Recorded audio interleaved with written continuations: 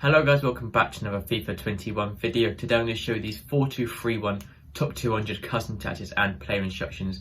So a lot of you may think the 4-2-3-1 formation is sort of dead now.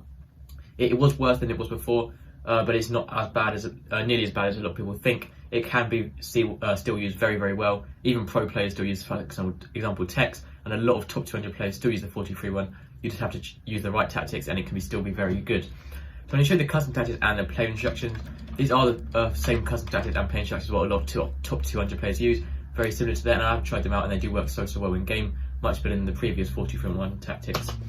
So for the defensive style, I have balance on to start with. I never really change it for balance, and I never see anyone else change it for balance, so I've got balance on.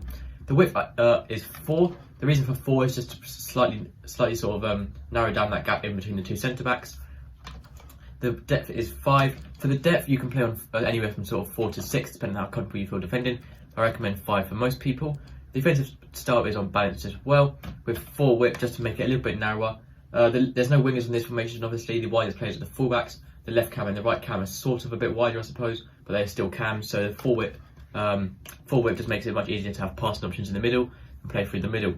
The players in boxes is pushed up to 6, just to help sort of slightly overload the box. Because when you overload the box, you are going to sort of get more attacking chances, really. It's pretty much as simple as that. It's quite a defensive formation as well, this formation.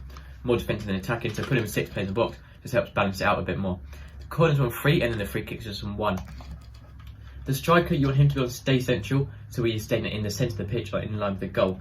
You also want to get him behind, so he's making forward runs through their defenders, and you want to stay forward, so he's always going to be at the top of the pitch and not jumping back. So for the 3 cams now, the left cam and right cam, the wide ones, sort of act like wingers in game, but are still a bit narrower than normal wingers.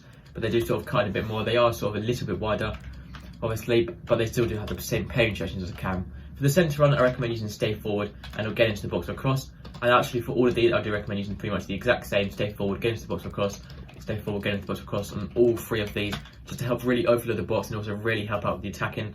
It is really, really sort of dangerous when you are attacking, when you have these 4, so these 3 cams and the striker.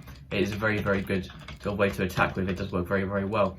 And then defensive help, you obviously still have 2 CDMs. That is not a problem as well.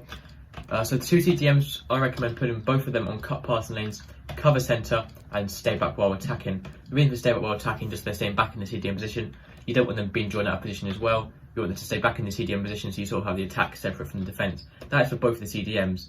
2 centre backs to leave those default. For the fullbacks, you want to use stay back while attacking to stay back in the defensive line, and you want to use overlaps for making overlapping runs on the outside. And for goalkeeper, use comes and crosses. Your keeper's coming for his line a bit more when defending corners and crosses. And also use sweeper keeper, so he's sort of been a bit more aggressive, coming outside the box, challenging loose balls. And that's literally everything for this video. So 4-2-3-1 pro player, top 200 custom tactics. These are really, really good custom tactics. I do recommend trying them out.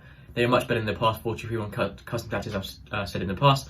That is everything for this video. And when a lot of you can subscribe, it really, really helps me out. And I'll see you next time. Goodbye.